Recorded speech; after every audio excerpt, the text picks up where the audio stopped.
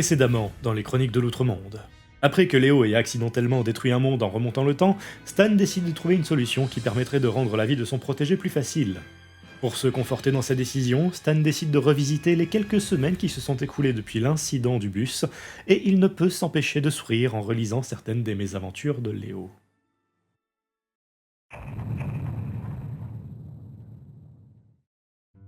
Léo se réveilla en grognant. Quelque chose en lui disait que cette journée allait être désastreuse. Ou du moins, très désagréable. Il fallait dire qu'aujourd'hui, c'était la Saint-Valentin.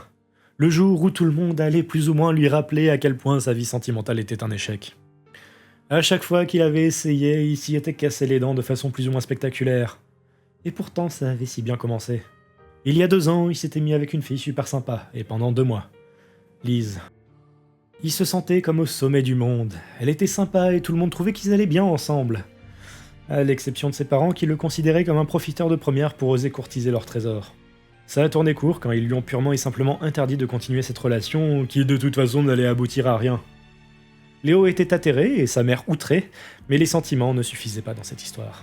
Heureusement pour lui que son meilleur ami et ses parents étaient là pour l'aider car il finit par reprendre du poil de la bête et la vie pouvait enfin finalement reprendre. La seconde fille à être sortie avec lui, ça n'a duré qu'1 semaine et ce n'était vraiment pas du joli. Ils n'avaient absolument rien en commun. Et la troisième, il avait des vues sur elle, mais au moment où il avait enfin trouvé le courage d'aller vers elle, elle avait trouvé déjà quelqu'un de très sympathique. Ces échecs le firent sérieusement douter sur sa capacité d'être avec une personne pendant plusieurs mois. Il envisagea éventuellement de finir avec un homme, après tout sa famille était plutôt ouverte et ne le refuserait pas et lui non plus. Encore aujourd'hui, la possibilité était là, mais fortement atténuée par la pensée qu'il tomberait amoureux de la personne avec qui il tomberait amoureux, et puis basta. Advienne que pourra. Le garçon se leva, frustré, mais pas totalement énervé. En plus, le bac blanc s'était terminé l'avant-veille, donc cette journée ne pouvait qu'être bonne.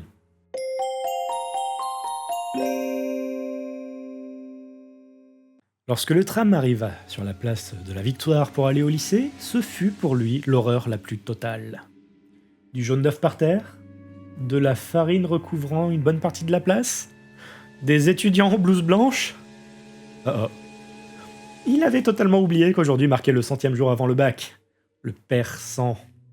Ça expliquait aussi pourquoi certains dans le tram s'étaient habillés de manière aussi extravagante, et pourquoi d'autres souriaient comme s'ils allaient commettre un meurtre. Il savait qu'il allait passer un sale quart d'heure. La place de la Victoire était tellement plate qu'un garçon non protégé comme lui faisait une cible parfaite. À moins que... Léo jeta un coup d'œil dans son sac.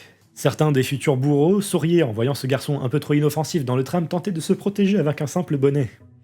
Ils allaient lui faire un plaisir de le lui ruiner. Le tram s'arrêta et ouvrit ses portes. Les gens munis de poches pleines d'œufs se précipitèrent dehors, tandis que ceux qui n'étaient pas préparés ou avaient oublié sortirent hésitants. Ou alors ils restèrent descendre à l'arrêt suivant, sachant pertinemment que d'autres personnes les attendraient là-bas. Au moins ils tenteraient de limiter les dégâts en naviguant dans une zone moins occupée par l'ennemi. Léo, lui, descendit tranquillement du tram. Il savait que même en y allant doucement, il en avait pour au moins une dizaine de minutes pour atteindre le lycée à pied. Il marchait tout en tentant de ne pas se faire repérer, en vain. 2 lycéens qui se trouvaient près de la grande porte en pierre le prirent pour cible et se mirent à courir vers lui, œuf à la main. « En v'là !» Mais leurs sourires s'effacèrent lorsqu'ils lancèrent leurs œufs et ne touchèrent pas leur cible. Pire encore, ce garçon avait réussi à les rattraper en plein vol, sans les casser. Ses réflexes étaient effrayants de rapidité. Le plus effrayant était son regard. On aurait dit celui d'un démon en furie. Alors, on veut jouer à ça, hein? Léo leur lança les yeux dessus tout en veillant à ne viser que le torse. Il savait que viser le visage était injuste et que se rincer les cheveux était abominable. Il leur fallait bien faire cette fleur-là quand même.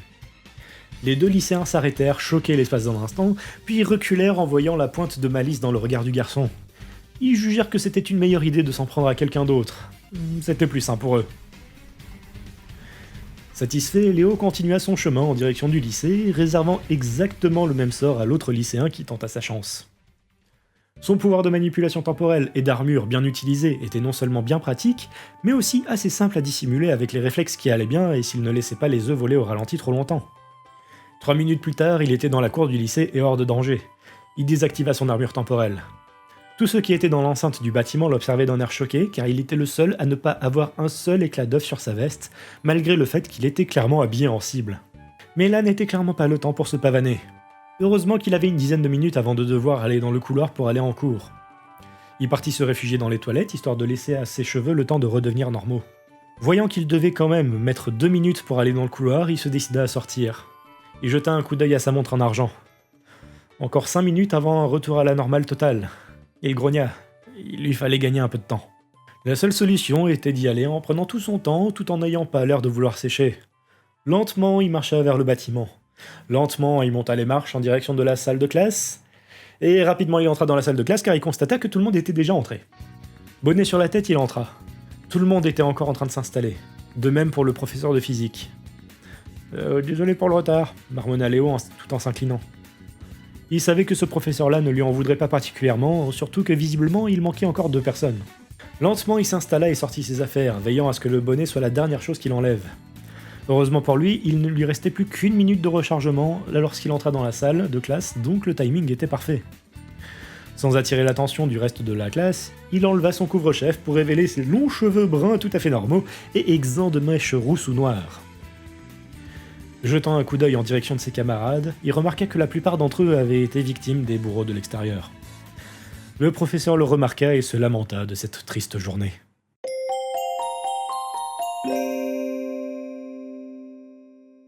La sortie de cours était la source de toutes les craintes auprès de pas mal de lycéens. Ils étaient encore là. Léo ne se sentait pas partir tout de suite. Il resta dans la cour quelques minutes pour consulter Twitter avant de rapidement remettre le téléphone en veille, puisque 80% des messages concernaient la Saint-Valentin. Les œufs étaient une meilleure alternative à ça. Lorsqu'il se rapprocha de la sortie du lycée, il pouvait encore entendre les cris des victimes. Certaines filles hurlaient lorsqu'elles recevaient un œuf dans les cheveux. Réunissant tout son courage, Léo décida de se munir de son armure temporelle. Cette fois-ci, il n'était pas question de traîner.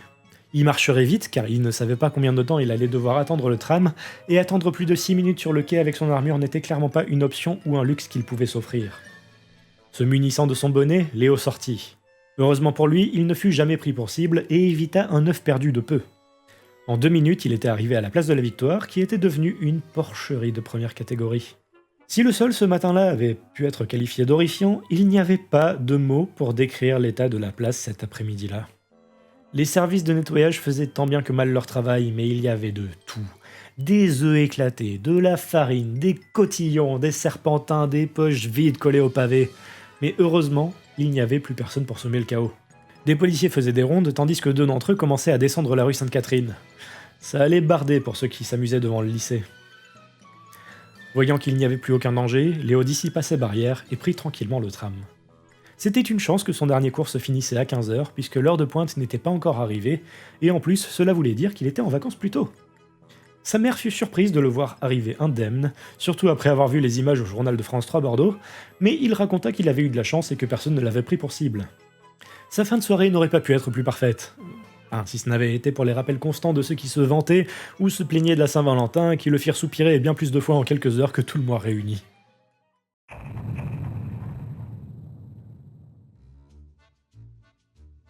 Léo se réveilla difficilement. Sa sortie de la veille en centre-ville ne s'était pas passée comme prévu. Il avait fait très froid et le tram avait été rempli de personnes malades. Du coup, il était lui aussi devenu malade. Il avait passé la nuit à se réveiller pour aller se moucher et il avait déjà écoulé un bon paquet de mouchoirs. Alors... Son esprit était embrumé par la maladie et la fatigue, mais s'il y avait bien une chose qui était sûre et certaine, c'est qu'il allait passer une mauvaise semaine. Arrivé dans la salle à manger, il vit que ses parents se portaient plutôt bien. « Bonjour les... Oh, tu as l'air d'un véritable zombie ce matin », remarqua Elsa. « Jérémie », déclara le garçon d'un ton maussade. Elsa soupira. Elle savait que son fils n'avait généralement pas tendance à tomber malade, mais quand c'était le cas, elle hésitait franchement à appeler des ambulances. Il avait toujours l'air sur le point de mourir, même avec un simple rhume. « Bon, je pense que pour toi ça va être journée dans ta chambre, hein ?»« Yep. Heureusement que c'est les vacances, » raisonna sa mère. « Chouette, pile quand je peux me reposer, wouh !»« Mieux vaut ça qu'en plein milieu de tes cours, ou pire, lors de ton bac blanc, » précisa Hugh. « Pas faux. » Son bac blanc s'était passé sans véritable problème. La seule chose qu'il redoutait, c'était l'épreuve de sport qui aurait lieu à la rentrée. Natation, un pur bonheur, pour lui qui savait nager aussi bien qu'un chien. Pour le coup, ses pouvoirs ne l'aideraient aucunement si jamais il avait voulu tricher. Enfin, de toute façon, il n'avait pas l'intention de le faire. Ses épreuves, il les passerait à la loyale comme ses camarades. Elsa se voulut rassurance. « Tu iras mieux d'ici 2-3 jours, ne t'inquiète pas. et compte sur ta maman pour bien veiller sur toi. Elle lui tira la langue. Elle savait bien que Léo n'était pas fan des petites attentions comme ça, il trouvait ça trop inapproprié pour son âge. Alors elle en profitait pour en faire le maximum. Le garçon fronça les sourcils, puis se prit un petit déjeuner simple tout en veillant à limiter le contact avec ses parents avant de retourner dans sa chambre.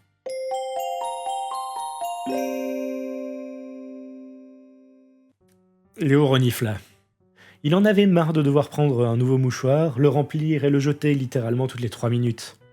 Ça a commencé à sérieusement le fatiguer. Puis il eut une idée. Et s'il remontait le temps sur lui-même jusqu'au matin de la veille? Il n'était pas malade à ce moment-là, et en plus ça lui permettrait d'oublier la journée plus que moyenne qu'il avait eue.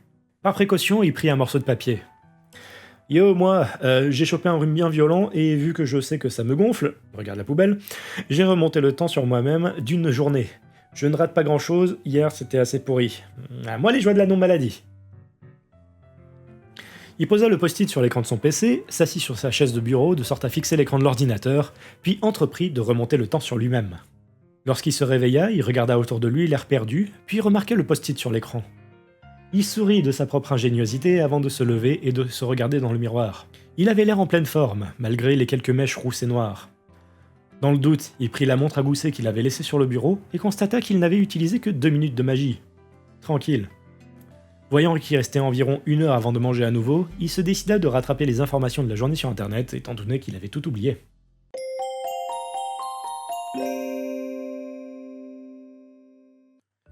Eh bien, tu as l'air bien plus en forme que tout à l'heure, constata Elsa à l'heure du repas. Léo avait oublié ce petit détail. Il lui fallait trouver une bonne excuse et ne pas trop avoir l'air en forme. Ah ouais, tu sais, un petit cacheton, c'est passé nickel, hein. Hein? Mais tu n'en as pas pris tout à l'heure, si? Si, mais j'en ai pris un quand tu regardais pas. Ah mais quel con, t'aurais pu préciser ce qu'ils avaient fait, pensa Léo amèrement. Ah, bizarre. Enfin, si tu vas déjà mieux, c'est cool, hein. Tu penses sortir aujourd'hui alors?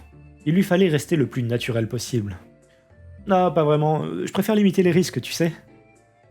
Et c'est une bonne initiative, lui dit Hugh. Tout le monde tombe malade en ce moment, donc mieux vaut rester chez soi. Tout le monde acquiesça, puis ils mangèrent dans le calme.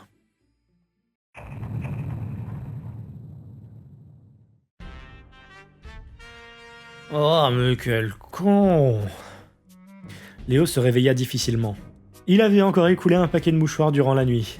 Visiblement, il était à nouveau tombé malade à cause des microbes qu'il avait laissés sur le clavier de son ordinateur et dans la poubelle qu'il n'avait pas pris le temps de vider.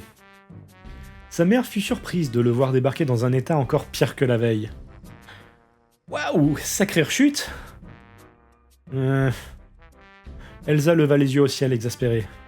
Si tu veux, je te prendrai des oranges et des médicaments en allant en ville tout à l'heure. Léo hocha la tête en silence.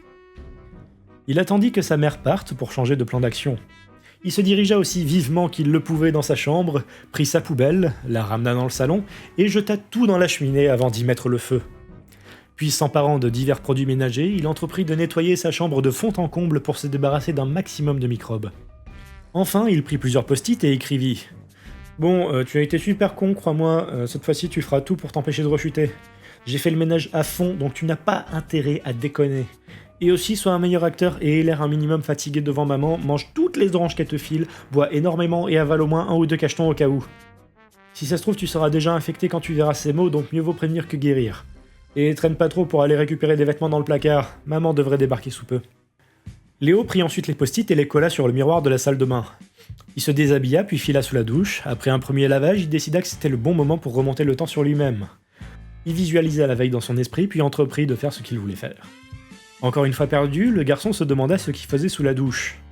Il vit le jaune des post-it sur le miroir à travers la buée de la cabine. Il venait de remonter le temps sur lui-même, encore. Dans le doute, il finit de se laver, puis sortit de la douche et se mit à lire les mots. Il remarqua qu'il avait l'air particulièrement remonté et il comprenait pourquoi. Puis il paniqua légèrement en lisant les derniers mots. Tendant l'oreille, il sut qu'elle n'était pas encore arrivée, mais ce n'était pas le moment de l'embiner. Il décida d'arrêter le temps 1 minute pour éviter que le temps de recharge ne le compromette trop. Lorsqu'elle arriva, il venait tout juste de foncer dans sa chambre et d'enfiler un pantalon. Au moins le timing était bon.